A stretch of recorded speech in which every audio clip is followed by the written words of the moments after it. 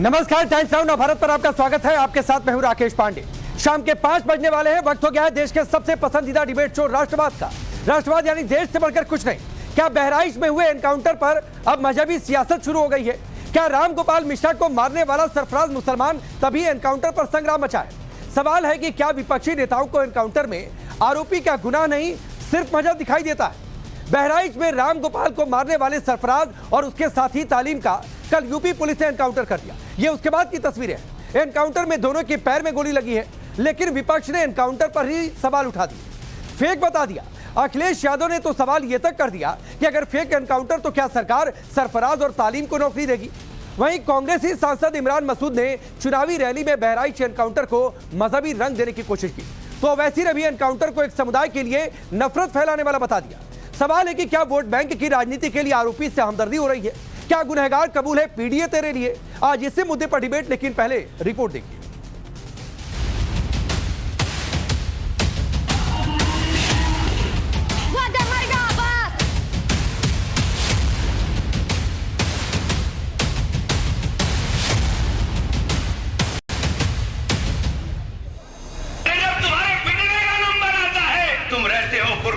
सुल्तान भाई, इमरान भाई, फिर तुम्हारी पहचान तुम्हारे लिबास से होती है। मुख्यमंत्री जी से जो मिलाया हो उसे क्या मुआवजा, क्या नौकरी की बात करें हम, और फिर जो फेक इनकाउंटर में निकलेंगे उनको क्या नौकरी देंगे? क्या ये सरकार अपनी नाकामी छिपाने के लिए इनकाउंटर कर रही है? ये तो बहुत गलत हो रहा है और ये एक तरफा और हेट्रेड बताई जा रही है एक समुदाय के खिलाफ। क्या हत्यारे का कोई धर्म होता है? क्या दंगाई की कोई जाति होती है? आप कहेंगे नहीं। अपराधी अपराधी होता है, हत्यारा हत्यारा होता है, लेकिन जब मरने वाला राम गोपाल मिश्रा हो और मारने वाला सरफराज मुसलमान हो तो फिर वोट बैंक की राजनीति के लिए एनकाउंटर में भी मजहब खोजा जाता है। अपराधी की जाति और धर्म देखकर सियासत शुरू हो जाती है। यूपी में एक खास किस्म का सियासी शोर जो हर बार उठता है, वो कल बहराइच कांड के आरोपियों के एनकाउंटर पर भी उठा। पुलिस ने आरोपी सरफराज और तालीम को एनकाउंटर में गोली क्या मारी, सियासत शुरू हो गई। समाजवादी पार्टी के मुखिया अखिलेश यादव हो या फिर कांग्रेस सांसद इमरान मसूद, विपक्ष को आरोपियों के साथ मुठभेड़ में सिर्फ मजहब दिखाई दिया। अखिलेश यादव ने कैसे सियासी कार्ड खेला वो भी आपको बताएंगे, लेकिन पहले सुनिए इमरान मसूद का ताजा बयान, कैसे एनकाउंटर को मजहबी रंग देकर चुनावी सभा में मुसलमानों को भड़काने, उकसाने और डराने की कोशिश की गई। बहराइच के अंदर किसी सैयद साहब की या किसी जो पसमंदा की बात करते हैं, किसी पसमंदा साहब की सिर्फ इसलिए जान बच गई हो कि आप अगड़े हैं या आप पिछड़े। अरे जब तुम्हारे पिछड़े का नंबर आता है तो ना कोई कुंवर रहता ना मसूद रहता है, फिर तुम रहते हो फुरकान भाई, सुल्तान भाई, इमरान भाई, फिर तुम्हारा नाम आगे और पीछे नहीं देखा जाता। फिर तुम्हारी पहचान तुम्हारे लिबास से होती है, तुम्हारी पहचान तुम्हारे चेहरे से होती है। ये समझ में नहीं आता कि आप आज आपको समझना पड़ेगा। सरफराज का एनकाउंटर हुआ तो अखिलेश को उसका गुनाह नहीं दिखा, सिर्फ वोट बैंक दिखा। अखिलेश ने सीधे सीधे एनकाउंटर पर सवाल उठाए, एनकाउंटर को सरकार की नाकामी छिपाने वाला बताया। और तो और अखिलेश यादव राम गोपाल मिश्रा को मारने वाले आरोपी सरफराज और तालीम के बचाव में उतर गए। राम गोपाल मिश्रा को मुआवजे और नौकरी की बात को तंज करके टाल दिया, जबकि आरोपियों को नौकरी देने की मांग कर डाली। सरकार अपनी नाकामी छिपाने के लिए इनकाउंटर कर रही है।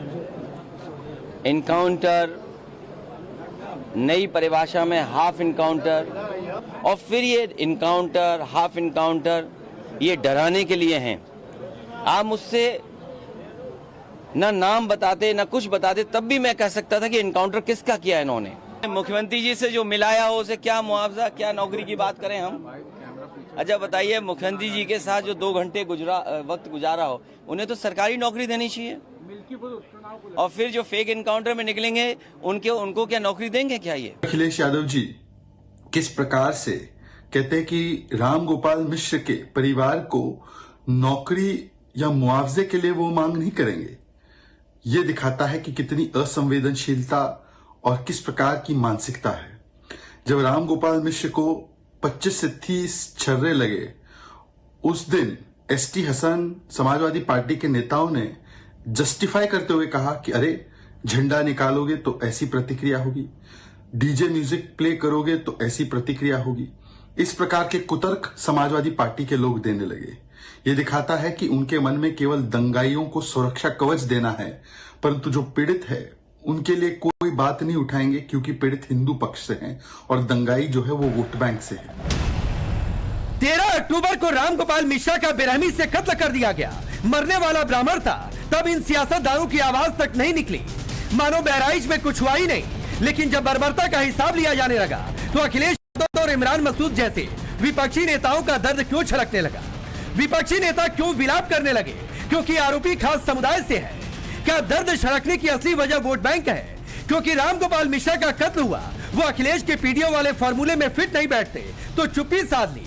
और जब सरफराज का एनकाउंटर हुआ तो वो पीडीए यानी पिछड़ा दलित अल्पसंख्यक मुसलमान वाले फॉर्मूले में फिट हो गया तो सियासत शुरू हो गई। इतना ही नहीं, इससे पहले जब मंगेश यादव का एनकाउंटर हुआ तब भी अखिलेश ने सवाल उठाए। मंगेश यादव था तो जाति कार्ड खेला, और जब पुलिस ने सुल्तानपुर लूटकांड के दूसरे आरोपी अनुजपाल सिंह को एनकाउंटर में मार गिराया तो अखिलेश ने उस एनकाउंटर को बैलेंस करने वाला एनकाउंटर बताकर नई सियासत शुरू कर दी। याद कीजिए, उससे पहले दुनिया में कहीं ऐसा होता हो कि जब पहले इनकाउंटर पे सवाल उठाओ मंगेश पर, तो सरकार कहती है क्योंकि हमें बैलेंस करना है तो उसमें क्षत्रिय को भी मार दिया।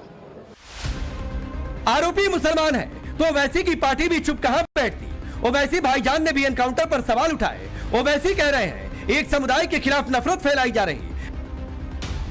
अगर आप ही खुद जज बन जाएंगे, आप ही खुद फैसला सुनाएंगे, एग्जीक्यूशनर बनेंगे, तो फिर कोर्ट की, संविधान की, कानून की जरूरत ही नहीं है। ये तो बहुत गलत हो रहा है और ये एक तरफा और हेट्रेड बताई जा रही है एक समुदाय के खिलाफ। कानून व्यवस्था तो एकदम खत्म हो चुकी है, जंगल राज चल गया।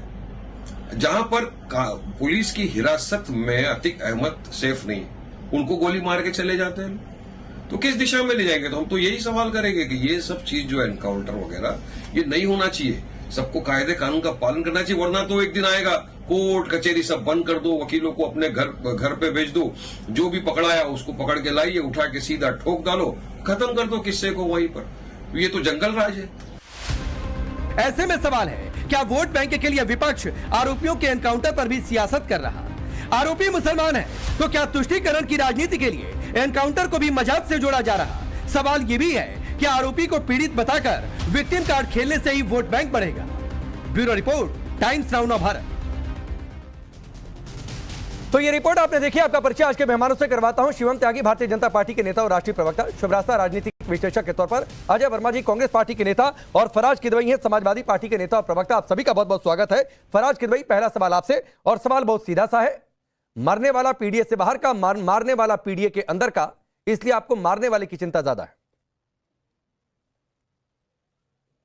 राकेश जी, आपको कुछ पता चला आपके बारे में? क्या बताइए। आप जिहादी हैं। अच्छा, ये मैं नहीं कह रहा हूं, ये कह रहे हैं भारतीय जनता पार्टी के विधायक कि जो न्यूज चैनल्स बहराइच में जा करके रिपोर्टिंग कर रहे थे, वो रिपोर्टिंग जिहाद कर रहे थे।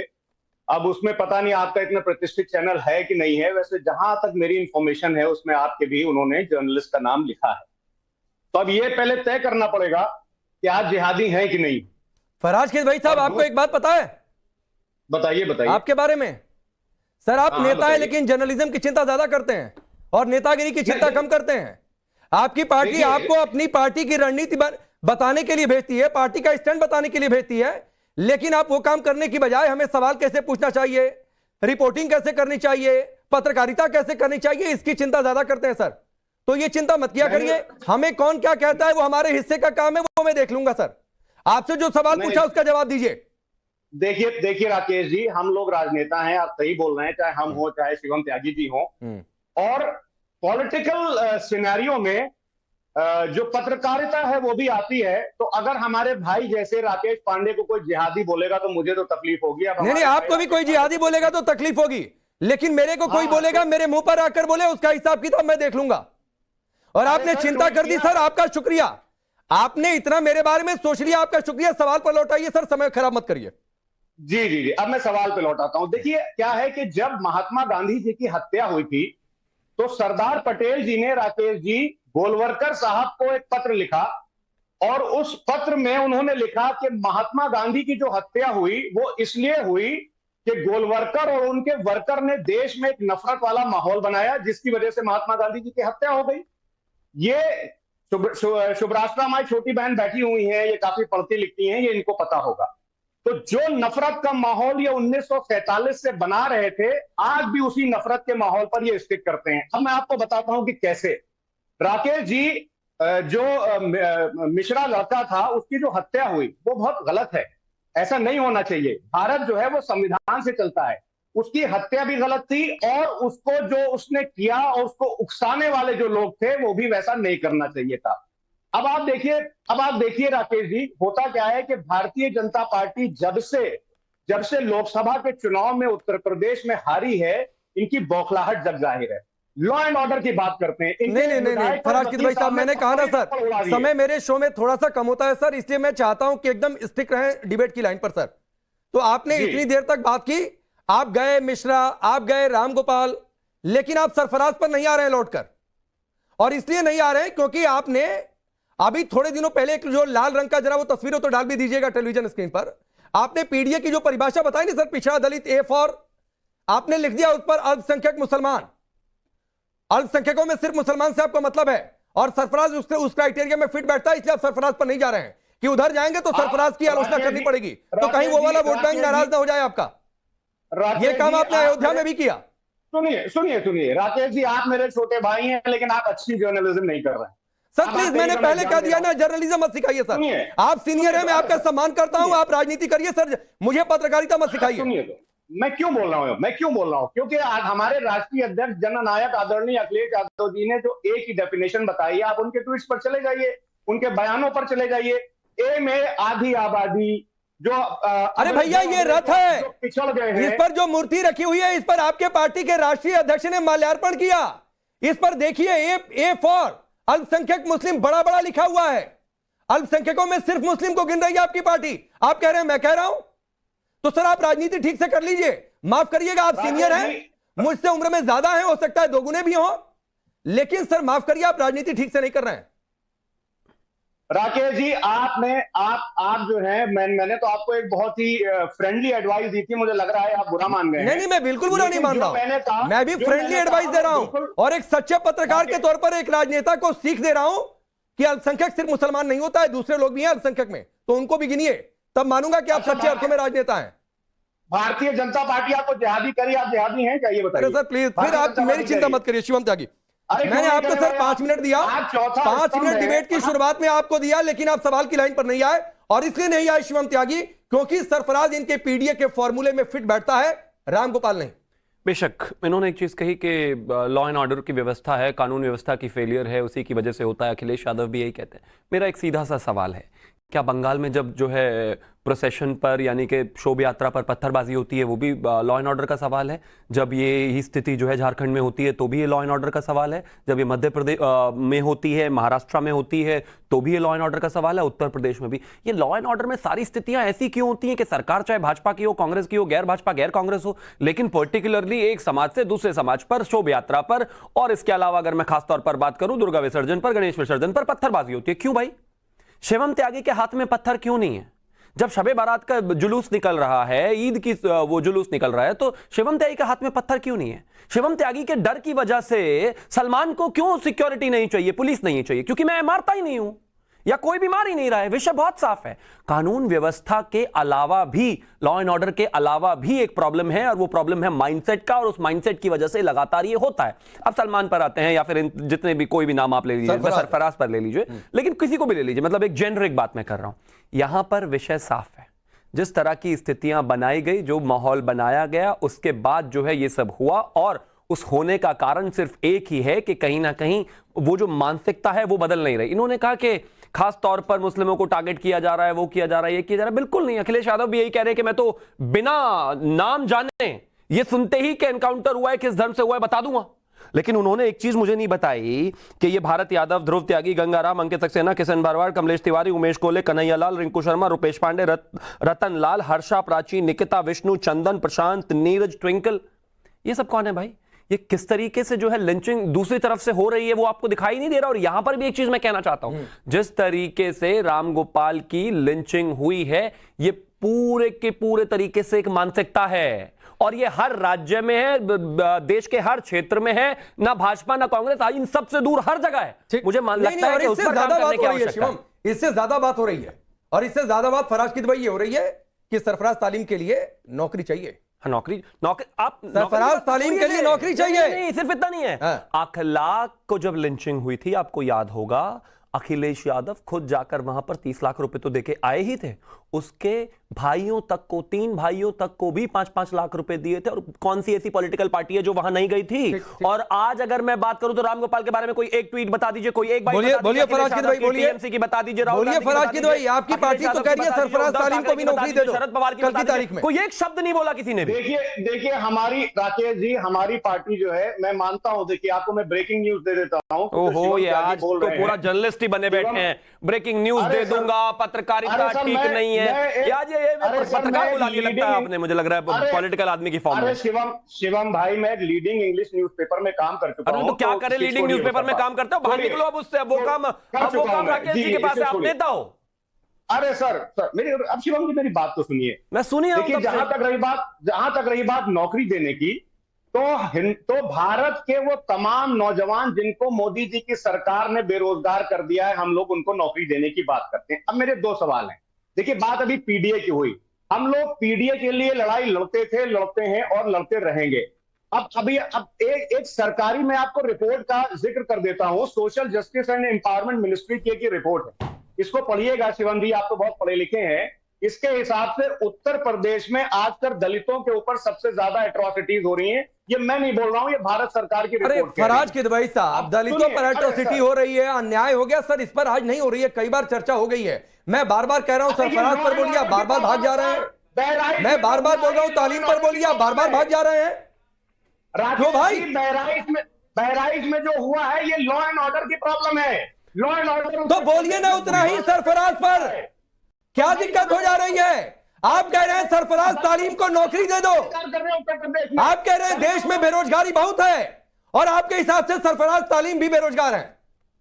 मैं ये बोल रहा हूं कि उत्तर प्रदेश में जितने बेरोजगार हैं उनको रोजगार मिलना चाहिए, और उनमें सरफराज तालीम को भी मिलना चाहिए, उनमें सरफराज तालीम को भी मिलना चाहिए।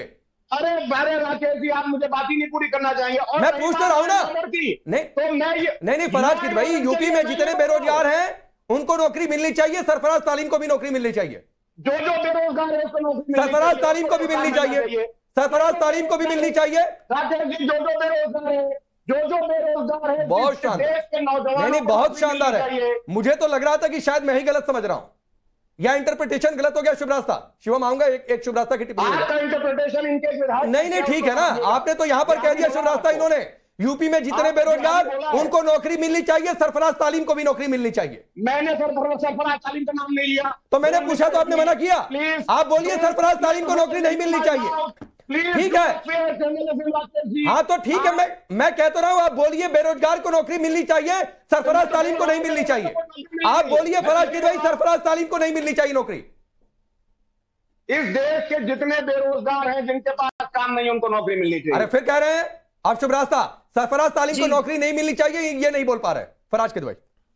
राकेश जी, जब विषय नौकरी का नहीं है, जब विषय एक बहुत ही स्पेसिफिक इंसिडेंट हुआ है, वहां प्रोसेशन, हिंदुओं की तरफ से जो प्रोसेशन निकाला गया, उस दौरान सरफराज और उसके पिता और 2-3 और लोगों ने मिल करके एक प्लानिंग के तहत एक युवक की हत्या की है। अब ये मॉब लिंचिंग का मामला बनता है या ये इंडिविजुअल कॉन्स्पिरेसी का मामला बनता है, ये कोर्ट डिसाइड करेगी। लेकिन क्या हमारे देश के सियासतदानों और राजनेताओं में इतना ज़मीर है कि वो आज आकर के कह सके कि सरफराज और उसके पिता ने गलत किया? बस मैं इतना जानना चाहती हूँ। नौकरी पे मैं बाद में बात करूंगी। नौकरी पे चूंकि किदवई जी ने कहा है कि मैं पढ़ती लिखती हूँ, तो मैं ये जानती हूँ कि किस मोमेंट में, किस विषय पर, किस तरीके से क्या बात करनी है। चूंकि मैं पढ़ती लिखती हूँ इनके हिसाब से, तो आज ये इशू सिर्फ लॉ एंड ऑर्डर तक ही सीमित रहे और मुझे बताया जाए कि ये जो सरफराज ने किया और उसके पिता ने किया, ये किस कैटेगरी में आता है, ये किस कैटेगरी का क्राइम है? क्योंकि ये रैंडम बैठे बैठे नहीं हो गया, ये इंतजार किया गया कि प्रोसेशन होगा, इंतजार किया गया कि अब जुलूस निकलेगा और उस जुलूस में कुछ स्पेसिफिक लोगों को टारगेट किया गया और उसमें एक युवक की हत्या होती है। अब इस बात पर इतनी साफगोई से कोई तो पक्ष होगा समाजवादी पार्टी का। ये पक्ष नहीं हो सकता है कि योगी के राज में मैं तो देख करके बता सकता हूँ, क्राइम देख करके बता सकता हूँ कि परपिट्रेटर कौन होगा और अक्यूज्ड कौन होगा और विक्टिम कौन होगा। ये लफाजियां हैं। इस स्पेसिफिक इंसिडेंट में बताइए कि कौन किसके साथ खड़ा है, सिंपल सी बात है। चलिए बताइए फराज भाई, 10 सेकंड 20 सेकंड आपको देता हूं। आप सरफराज के साथ खड़े हैं कि रामगोपाल के परिवार के साथ खड़े हैं? राकेश जी, मैं शुभराष्ट्र और शिवम दोनों से पूछना चाहता हूं। नहीं, एक सेकंड में, शुभराष्ट्र और शिवम में अंतर है। एक सेकंड किदवई जी, ये सब चालाकियां नहीं चलेगी। आप नहीं, मैं ये सब चलने नहीं दूंगी।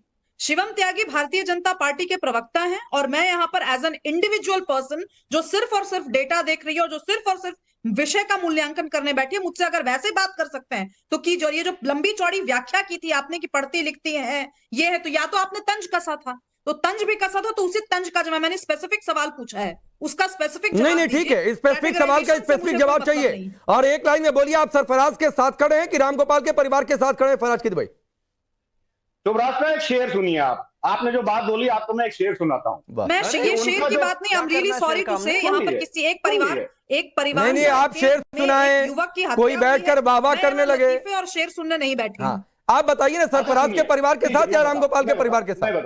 मैं शुभराष्ट्र और त्यागी शिवम त्यागी जी को दोनों से एक सवाल पूछना चाहता हूँ। वही बात है। सवाल ये है कि मैंने आपसे एक सवाल पूछा हुआ है किदवई जी, सुनिए। आप भारतीय जनता पार्टी के नेताओं के साथ क्या आपका ताल्लुकात है और किस तरीके से आप लोग बात करेंगे? I am not interested in that. UP में दखल रखने के हिसाब से मैं आपसे पूछ रही हूँ, आप मिश्रा परिवार के साथ खड़े हैं या आप सरफराज के साथ खड़े हैं? सिंपल सवाल है। मुझे ना आपके लतीफों में इंटरेस्ट है, मुझे अगर शेर सुनना होगा मैं गालिब का सुन लूंगी, मैं निकाल कर पढ़ लूंगी। सुना रहा था आपको मैं गालिब का ही सुना रहा था। खैर, नहीं, मुझे सुनना ही नहीं है। आपसे जो सवाल पूछा गया बतौर वोटर, मैं एक नेता से सवाल पूछ रही हूँ। आप आज मिश्रा परिवार के साथ खड़े हैं, सरफराज के साथ खड़े हैं, सिंपल सा सवाल है, उसका जवाब सिंपल होना चाहिए।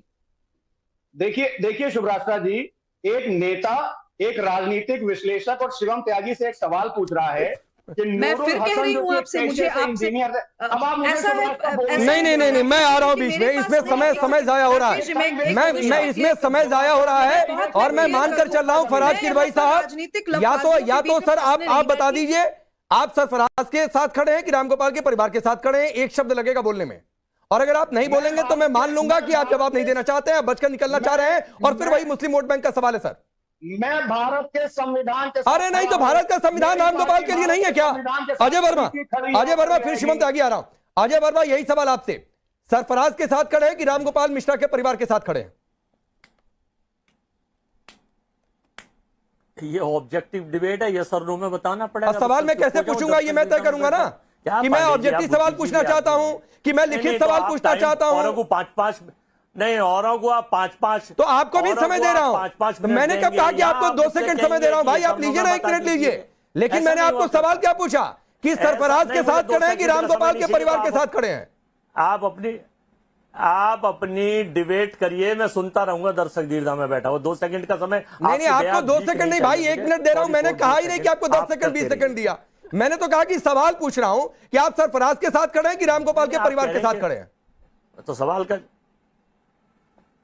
जो हम आपसे पूछते हैं आप उसका नहीं बताते, तो आपको सवाल पूछते